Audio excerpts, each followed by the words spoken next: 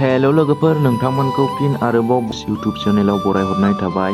लोगोफोर, दिनैनि भिडिअआ मानि सायाव जानो हागौ नोंथांमोना थाम्बनेल एबा टाइटेलाव नुनानै बुजिखाबाय जानांगौ। लोगोफोर, दिनैनि भिडिअआ जाहैबाय निउ इयारनि गोदान आपकामिं मिउजिक भिडिअनि बागै जानोसैलाय आरोना लोगोफोर। जोंहा बे मिउजिक एबा मेथाइखौ रोजाबदों निफु बसुमतारी आरो निथामनि बर'आदै लोगोफोर। लोगोफोर, आं नोंथांमोननो बे मिउजिक एबा मेथाइनि ससे क्लिप होना होनि, नोंथांमोना नायलांदो।